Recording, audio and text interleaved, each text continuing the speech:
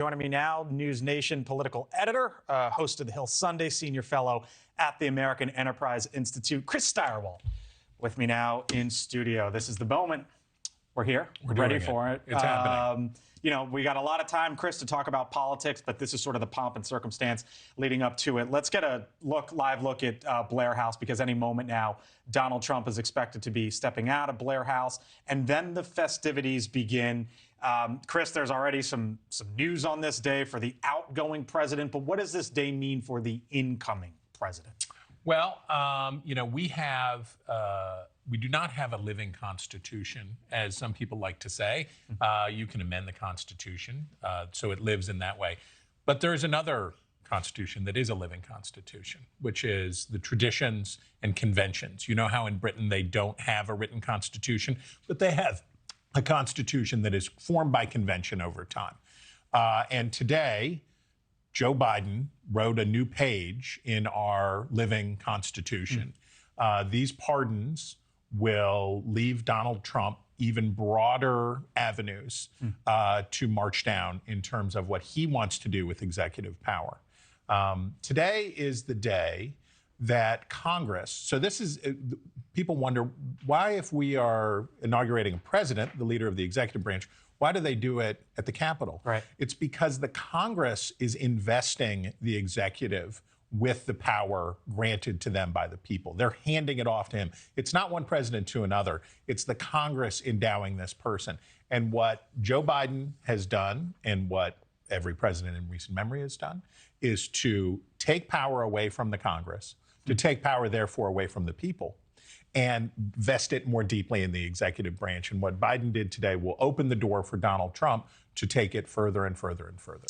The legacy of Joe Biden as he is about to turn it over to Donald Trump. This, as I mentioned to Joe Khalil, Joe Biden's still the president for the next 220 minutes or so, right? So we don't know what could potentially still come here in the form of pardons. But if you zoom out, Joe Biden's last few months and Joe Biden's last 4 years are? It's been a very sad end to a presidency. If we think where we were 4 years ago, and what the situation was 4 years ago, there was a lot of hope that greeted Joe Biden, that he would be a stabilizing force in American politics, that he would bring calm after the chaos that we had seen in Donald Trump after he lost the election, and that Joe Biden would be a moderate and would bring people together. And the closing months after the election for Joe Biden, look, he didn't try to steal a second term. We'll give him that. But in every other way, he has diminished his reputation.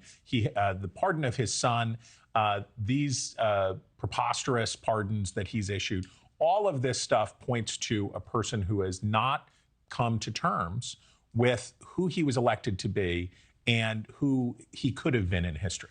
We will close the chapter on the Biden presidency in a few hours from now, but of course then start the new chapter, or the second chapter, for Donald Trump's presidency. We heard from him last night here in Washington. Here's the incoming president on what he describes as a new day.